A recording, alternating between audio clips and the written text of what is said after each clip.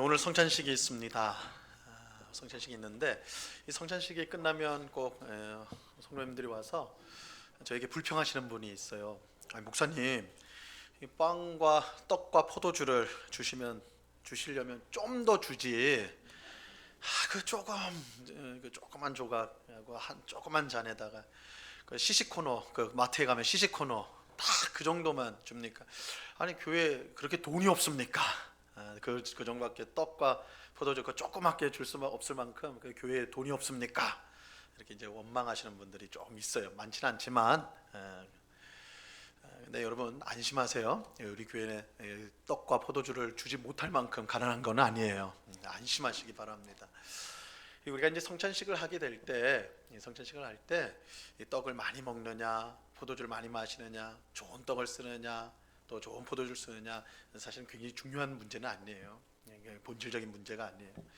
성찬식 할 때 가장 본질적인 문제는 우리가 정말 적절하게, 정말 바르게, 제대로 이 성찬을 대하는가, 성찬에 제대로 우리가 성찬의 의미를 알고 뜻을 알고 그 떡을 먹고 잔을 마시느냐, 거기에 이 중요성이 있는 거예요. 그래서 다른 것이 중요한 게 아니라 내가 제대로 지금 먹고 마시는가, 이게 이제 중요한 부분이거든요. 그러면 어떻게 하면 이제 떡과 포도주를 우리가 제대로 먹고 마실 수가 있느냐? 그것을 위해서는 이 성찬의 의미가 무엇인지를 분명히 알아야 됩니다. 그리고 예수님께서 이 성찬을 왜 우리에게 주셨는가, 그것을 우리가 알 때 우리가 성찬을 제대로 먹고 마실 수가 있습니다. 이 성찬이라는 말은 그 말 그대로 거룩한 식사라는 뜻입니다. 거룩한 식사예요. 이 성찬은 예수님이 제자들과 함께 유월절 식사를 하면서 이제 제정이 되었어요. 시작이 되었습니다. 식사예요, 식사. 여기서 이 성찬이 유월절 식사에서 시작되었다는 것이 중요합니다. 이 유월절 식사는 출애굽 사건까지 거슬러 올라갑니다. 하나님께서 애굽에서 400년 동안 종살이했던 이스라엘 백성을 구원해 주셨어요. 이 구원을 위해서, 이스라엘 백성을 구원하기 위해서 하나님께서 10가지 재앙을 애굽에 내리시죠. 그 마지막 10가지 재앙, 10번째 재앙이 뭐냐면 애굽에서 태어난 모든 집의 첫째, 그러니까 사람 또 짐승도 이 첫째를 모두 죽이는 그런 재앙을 내렸습니다. 굉장히 끔찍한 재앙이죠. 어느 집도 예외 없이 첫째가 죽는, 사람과 짐승을 포함해서 첫째가 죽는 재앙을 하나님께서 내리셨어요. 근데 하나님은 애굽 땅에 사는 이스라엘 백성에게는 이 재앙을 피할 수 있는 방법을 미리 알려 주었습니다. 어린 양을 잡아서 그 피를 집 문틀에 바르는 거예요. 피를 바르는 거예요. 그리고 그 잡은 어린 양을 저녁에 식구들이 다 같이 모여서 먹는 겁니다. 이게 유월절 식사예요. 유월절 식사. 이렇게 하면 심판을 내리는 천사가 그 집 문에 묻혀진 어린 양의 피를 보고 그 집을 넘어가게 되는 거예요. 넘어간다. 그래서 이 넘어간다 그래서 유월절이라는 이름이 붙었어요. 이 유월이라는 말이 넘어간다는 뜻이에요. 그 집을 넘어간다. 그래서 유월절이 된 거예요. 이처럼 유월절은 어린 양의 피로 죽어야 할 사람이 구원을 받는 것을 기념하는 날이에요. 죽어야 되는데 어린 양이 대신 죽음으로, 어린 양이 피를 흘려 대신 죽음으로 구원을 받는 날, 이게 유월절이에요. 그리고 예수님은 바로 이 유월절에 성찬식을 제정하셨습니다. 이것은 성찬식이 유월절과 깊은 관련이 있다는 사실을 보여주는 것이죠. 우리는 유월절에 어린 양을 죽였다는 사실과 예수님이 유월절 식사 후에 십자가에서 죽었다라는 사실을 주목을 해야 돼요. 이것은 예수님의 십자가 죽음이 유월절 어린 양의 죽음과 연결된다는 것을 보여주기 때문입니다. 실제로 성경은 예수님을 유월절 어린 양이다 이렇게 말을 하고 있습니다. 이 세례자 요한은 자신에게 오는 예수님을 보면서 이렇게 말을 했어요. 요한복음 1장 29절 말씀인데요, 우리 한번 같이 읽어봅니다. 시작. 이튿날 요한이 예수께서 자기에게 나아오심을 보고 이르되 보라, 세상 죄를 지고 가는 하나님의 어린 양이로다. 세례자 요한은 예수님을 보고 세상 죄를 지고 가는 뭐라고요? 어린 양이다 그랬어요. 어린 양. 이것은 마치 유월절 어린 양이 이스라엘 백성의 장자들을 위해, 그죠? 첫째의 생명을 위해서 대신 죽은 것과 같은 거예요. 예수님은 세상 죄를 우리 대신 지시고 죽은 어린 양이세요. 자, 또 사도 바울은요, 예수님을 아예 유월절 어린 양이다 이렇게 직접적으로 말을 합니다. 고린도전서 5장 7절 말씀인데요, 이 말씀도 같이 읽어봅니다. 시작. 너희는 누룩 없는 자인데 새 덩어리가 되기 위하여 묵은 누룩을 내버리라. 우리의 유월절 양 곧 그리스도께서 희생되셨느니라. 그렇죠? 우리의 유월절 양 곧 그리스도, 이렇게 분명하게 예수님이 유월절 양이다 이렇게 말하고 있어요. 세례자 요한과 바울은 예수님을 유월절 어린 양이라 이렇게 말합니다. 이것은 예수님께서 죄인을 구원하기 위해 대신 죽었다라는 것을 의미합니다. 그리고 유월절 식사 때 제정된 이 성찬식은 예수님의 십자가 죽음이 우리의 죄를 대신하여 죽으심으로 우리를 구원한 것임을 보여주는 것입니다. 그러므로 우리는 성찬 때마다 예수님의 십자가 죽음을 생각하고 그 죽음을 기념하는 것입니다. 이것은 오늘 우리가 읽은 본문에 나오는 예수님의 말씀을 통해서도 분명하게 확인을 할 수가 있습니다. 예수님은 유월절 식사를 하던 중에 제자들에게 떡을 나눠주시면서 이렇게 말씀하세요. 오늘 본문 19절 말씀입니다. 또 떡을 가져 감사 기도하시고 떼어 그들에게 주시며 이르시되 이것은 너희를 위하여 주는 내 몸이라. 너희가 이를 행하여 나를 기념하라 하시고, 예수님이 떡을 주시면서 뭐라고 그래요? 이것은 너희를 위하여 주는 내 몸이다. 너희를 위하여 주는 내 몸이다 이렇게 말씀하셨어요. 또 이어서 예수님은 제자들에게 포도주를 나눠주면서 이렇게 말씀하십니다. 20절 말씀이에요. 이 말씀 같이 읽습니다. 시작. 저녁 먹은 후에 잔도 그와 같이 하여 이르시되 이 잔은 내 피로 세우는 새 언약이니 곧 너희를 위하여 붓는 것이라. 예수님은 제자들에게 잔을 주시면서 이 잔은 내 피로 세우는 새 언약인데 너희를 위하여 붓는 것이다. 그러니까 떡을 주시면서 너희를 위하는 내 몸이다, 잔을 주시면서 포도주를 주시면서 너희를 위하여 붓는 내 피다 이렇게 말씀하는 것이죠. 이 말씀은 이제 곧 있게 될 예수님의 십자가 죽음과 연결이 됩니다. 예수님은 십자가에 매달려 그 몸이 찢어지고 피를 흘리셨는데 그 찢어진 몸을 상징하는 것이 떡이고 그 흘리신 피를 상징하는 것이 오늘 우리가 마시는 포도주예요.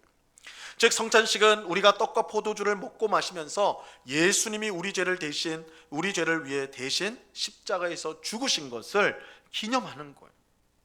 예수님의 십자가 죽음을 기념하는 것이 바로 성찬입니다. 오늘 우리가 행하고자 하는 성찬이에요. 이것을 알지 못하고 성찬에 참여한다면 사실은 성찬은 아무것도 아니게 돼요. 이 이야기를 알지 못하고 성찬이 무엇을 가리키는가를 알지 못하고 그저 성찬에 참여한다? 아무 의미가 없어요. 성찬의 떡이 크든 작든 성찬의 포도주가 맛있든 그렇지 않든 그건 상관이 없어요. 중요한 것은 그것을 먹을 때에 예수님께서 우리 죄를 위해 십자가에서 찢기신 몸을 기억하는 것이고 포도주를 마실 때에 우리의 죄를 위해서 십자가에서 흘리신 예수님의 피를 우리가 기억하는 것입니다. 그게 중요한 거예요. 예수님의 십자가 죽음으로 우리가 구원을 받았다, 이것을 기억하는 것, 이것이 성찬의 의미예요. 자, 그렇다면 예수님은 왜 이런 성찬을 만드셨을까요? 왜 이런 성찬을 만드셨을까요? 예수님이 성찬을 만드신 이유는 전적으로 우리를 위해서입니다. 여러분, 이 성찬은 계속 반복을 해요, 그렇죠? 우리 교회에서는 1년에 4번을 이렇게 하게 되는데 반복을 하는데 그것은 이렇게 반복함으로써 우리가 예수님의 십자가 죽음을 잊지 않고 그 구속의 은혜, 속죄의 은혜를 항상 기억하도록 하기 위함이에요. 그래서 우리는 평생 이 성찬을 받게 됩니다. 이게 우리를 위해서죠. 그런데 또 한 가지 굉장히 중요한 예수님이 성찬을 우리에게 주신 이유가 있습니다. 여러분, 예수님이 우리의 죄를 위해 십자가에서 그 몸이 찢어졌다라는 거, 찢기셨다. 여러분, 그것이 여러분 마음에 잘 와닿습니까? 아, 그렇지, 예수님 나를 위해서 십자가에서 몸이 찢기셨지. 이게 마음에 확 와닿나요? 예수님이 우리를 대신하여 십자가에서 모든 피를 흘리셨다. 그것이 여러분 마음에 잘 와닿냔 말이에요. 사실 그렇지 못해요. 예수님의 십자가 죽음은 지금부터 2000년 전에 있었던 사건입니다. 그것도 이 땅에서 일어난 사건이 아니라 저 멀리 지금 전쟁이 일어나고 있죠. 이스라엘과 하마스 간의 전쟁이 있는 그 땅이에요. 팔레스타인 땅에서 있었던 사건이에요. 시공간으로 너무 멀어요. 너무 멀어도 멀어요. 그렇기 때문에 예수님이 나의 죄를 위해서 이 십자가에서 죽으셨다, 이것이 복음인데 또한 우리가 믿어야 될 바인데 그것이 마음에 와닿는 게 쉽지가 않아요. 여러분, 사람은 뭐든지 봐야지 믿을 수가 있어요. 봐야지 보고 손으로 만지고 또 먹어보든지 이렇게 감각이 될 때에 그것을 받아들이기가 쉬워요. 근데 예수님의 십자가는 시공간적으로 너무 멀어요. 우리가 볼 수도 없고 만질 수도 없고 느낄 수도 없단 말이에요. 여러분, 예수님께서 우리에게 성찬을 주신 이유가 바로 여기에 있습니다. 보지 않고 만지지 않고는 믿지 못하는, 쉽게 믿지 못하는 우리를 위해 예수님은 직접 보고 만지고 맛볼 수 있도록 성찬을 제정하여 주신 것입니다. 우리는 성찬의 떡과 포도주를 직접 보고 만짐으로써 십자가에서 찢기신 예수님의 몸과 흘리신 피를 더욱 실감하게 되는 거예요. 물론 우리가 먹는 떡에 이 포도주가 직접적으로 야 이게 예수님 살이구나, 예수님의 피구나 이렇게 되진 않더라도 우리가 떡을 만지거든. 좀 이따 여러분들이 떡을 받을 때 손으로 만지잖아요. 촉감하거든요. 또 포도주를 받아서 마실 때 목으로 넘어가거든요. 우리 감각하는 거예요. 이것을 통해서 예수님이 십자가에서 찢기신 몸과 흘리신 보혈이 우리를 위한 것이라는 것을 실감하도록 하기 위해서, 그래서 우리가 만지고 보고 느끼게 하는 성찬을 우리에게 주신 거예요. 또 우리는 성찬의 떡과 포도주를 직접 맛봄으로써 예수님의 몸과 피가 우리를 영적으로 배부르게 하여 우리의 영혼이 성장하는 것을 느끼게 하는 거예요. 예수님이 내가 너에게 주는 이 살과 피는 너희로 하여금 영생하게 하는 것이다 이렇게 말씀하시거든요. 근데 이 예수님의 살과 피가 어떻게 나를 영생하게 하지? 떡과 포도주를 먹고 마실 때에 몸에 힘을 얻는단 말이에요. 그죠? 이 음식이 들어가니까 그것을 통해 예수님이 나로 하여금 힘있게 하시는구나, 나에게 영적인 양식을 주시는구나, 이것을 체감하는 것이 바로 이 성찬 예식인 것입니다. 물론 그렇다고 해서 이 일이 그저 자동적으로 이루어지는 건 아니에요. 우리가 성찬식 때 떡과 포도주를 먹고 마신다고 자동으로 예수님의 십자가 죽음을 실감하게 되고 영적으로 성장하게 되는 것은 아닙니다. 이 성찬에 참여할 때 우리에게 반드시 있어야 될 것이 있습니다. 반드시 있어야 될 것. 이것 없이는 우리가 아무리 평생 성찬을 받는다 할지라도 쓸모가 없는, 우리에게 반드시 있어야 될 것이 있어요. 그게 뭐냐? 믿음이에요. 믿음. 여러분, 우리가 성찬에 참여할 때 반드시 믿음을 가지고 성찬에 참여해야 됩니다. 여러분, 우리가 성찬 때 먹는 떡과 마시는 포도주가 어떻게 예수님이 십자가에서 찢기신 몸과 흘리신 피가 될 수가 있을까요? 사실 이 떡과 포도주는 절대 예수님의 몸과 피가 될 수가 없습니다. 완전히 다른 물질이에요. 로마 가톨릭 교회, 천주교회에서는 우리가 성찬 때 먹고 마시는 이 떡과 포도주가 사람의 목을 지나갈 때에 실제 예수님의 살과 피로 변한다라고 그렇게 가르쳐요. 실제로 변한다 그렇게 가르쳐요. 근데 그건 잘못된 가르침이에요. 떡은 그저 떡일 뿐이고 포도주는 그저 포도주일 뿐입니다. 떡과 포도주가 예수님의 몸과 피로 실제로 변하지는 않아요. 그렇다면 우리는 왜 떡과 포도주를 먹고 마시면서 예수님의 몸과 피를 먹고 마신다라고 그렇게 말을 하는 것일까요? 그것은 우리가 믿음으로 떡과 포도주를 먹고 마실 때 믿음으로 예수님의 십자가 죽음을, 고난과 죽음을 받아들이는 것을 말하는 거예요. 믿음으로 그것을 받아들이는 거예요. 또 믿음으로 우리가 떡과 포도주를 먹고 마실 때 믿음으로 우리에게 죄 사함과 영생이 주어졌다라는 것을 뜻하는 거예요. 그래서 믿음으로 성찬에 참여할 때 그 떡과 포도주가 믿음으로 참여한 우리에게 예수님의 살과, 영적인 예수님의 살과 피로써 우리에게 들어오게 된다는 것입니다. 믿음 없이 성찬에 참여하는 것은요, 그래서 아무 의미가 없어요. 평생 성찬에 참여한다 해도 우리에게 그런 믿음 없이 성찬에 참여하게 된다면 그것은 그저 떡과 포도주를 조금 먹고 만 것에 불과한 거예요. 여러분, 이것은 세례도 마찬가지입니다. 세례에도 그 자체에 어떤 권능이, 능력이 있는 건 아니에요. 목사이다 보니까 이런 요청을 받을 때가 있어요. 우리 가족 중에 지금 누가 병원에 입원을 해가지고 의식이 없어서 이제 곧 죽게 될 것 같은데 목사님이 와가지고 좀 세례 좀 베풀어 주시면 안 될까요? 세례 좀 베풀어 주시면 안 될까요? 그렇게 요청하는 이유가 뭐겠어요? 이 사람 구원받아야 되는데 이제 곧 죽을 텐데 예수 안 믿었는데 이거 어떻게 하나, 그렇죠? 그 마음이죠. 그 간절한 가족의 마음은 얼마든지 이해가 돼요. 그 간절한 마음. 그러나 의식이 없는 사람에게 복음을 전한다는들 들을 수가 없잖아요. 그 사람이 믿음을 고백할 수가 없잖아요. 그럼 그 사람이 세례를 받을 때 믿음으로 세례를 받을 수가 없죠. 그러니까 의식이 없이 누워있는 사람에게, 불신자의 삶을 계속 살았던 사람에게 침상에서 세례를 베푼다 해도 그 사람이 구원을 받을 수는 없는 것이죠. 그 자리에 있는 가족들은 위로를 받을 수 있을지 몰라요. 그러나 실제로 세례를 받는 사람에게는 아무런 효험이 없어요. 그저 머리에 물을 적신 것 그 이상도 그 이하도 아닌 것입니다. 그러니까 세례도 그렇고 성찬도 마찬가지로 우리가 믿음으로 참여하지 않으면 아무 소용이 없다는 거예요. 아무 소용이 없어요. 예수님이 하나님의 아들이며 우리를 구원하기 위해 세상에 오신 참 사람이었음을 우리는 믿음으로 성찬에 참여해야 돼요. 예수님의 십자가 죽음이 나를 위한 죽음임을 우리는 믿음으로 성찬에 참여해야 되는 것입니다. 예수님의 십자가 죽음으로 죄와 사망과 마귀의 권세가 무너졌고 우리가 하나님의 자녀가 되었음을 믿음으로 성찬을 받으셔야 되는 거예요. 성령 하나님의 역사로 우리가 예수님과 연합이 되어서 그의 죽음이 우리의 죽음이 되고 그의 부활이 우리에게 새 생명이 되었다는 사실을 믿음으로 성찬을 받으셔야 되는 거예요. 이 믿음을 가지고 성찬에 참여할 때 우리는 떡과 포도주를 먹고 마심으로 예수님의 살과 피를 영적으로 막 먹고 마시게 되는 것입니다. 영적인 은혜를 입게 되는 거예요. 그리고 이처럼 믿음으로 성찬에 참여하는 것이 성찬을 제대로 참여하는 것입니다. 중요한 거는 성찬에 떡을 얼마나 먹느냐, 얼마나 맛있느냐 이 문제가 아니에요. 제대로 참여해야 되는데 어떻게 제대로 참여하느냐? 믿음을 가지고 참여해야 되는 거예요. 그래서 우리가 믿음으로 참여할 때 그것이 제대로 성찬에 참여하는 것이요, 그럴 때 우리에게 유익이 주어지는데 세 가지를 생각할 수가 있어요. 먼저는 영적인 양식을 먹음으로 우리가 은혜 안에서 강해지게 돼요. 영적인 양식을 먹음으로 은혜 안에서 강해집니다. 여러분, 아무리 피가 끓어오르고 바위라도 씹는 젊은이라도요 며칠을 굶게 해보세요. 뭐 억지로는 시키지 마시고 며칠 굶으면 어떻게 돼요? 힘을 못 써요. 힘을 못 써요. 사람이 그렇습니다. 사람이 힘을 내려면 양식을 먹어야 돼요. 음식을 먹어야 됩니다. 음식을 먹어야 힘을 낼 수가 있습니다. 이것은 영적으로도 마찬가지예요. 영적인 양식을 먹어야 은혜 안에서 우리가 강할 수가 있어요. 근데 우리는 영적인 양식을 어디서 구할 수가 있습니까? 말씀과 기도가 우리의 영적인 양식이죠. 또한 성찬이 영적인 양식이에요.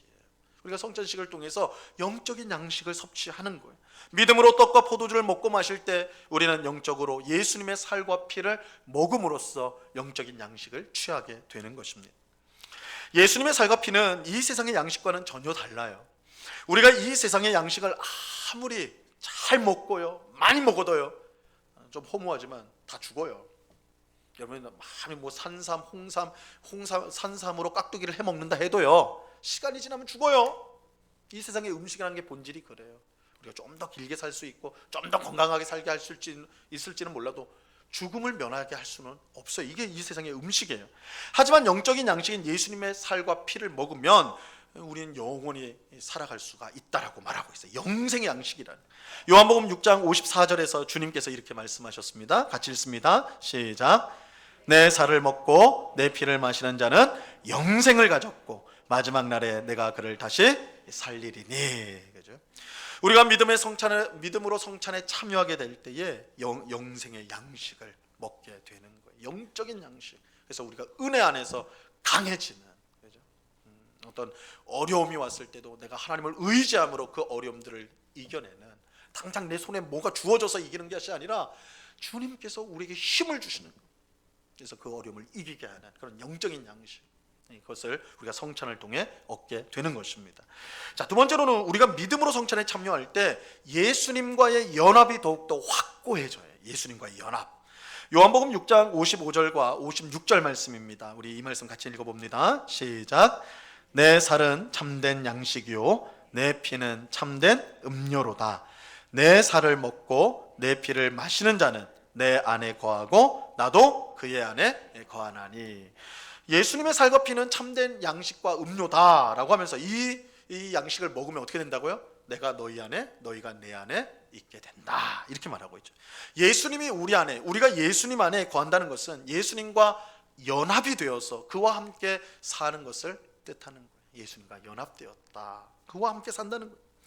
우리가 예수님과 연합되어 그와 함께 산다면요, 이 세상의 그 무엇도 우리는 두려워할 필요가 없습니다. 예수님은 세상의 모든 악한 것들을 이기시고 그것들을 정복하셨어.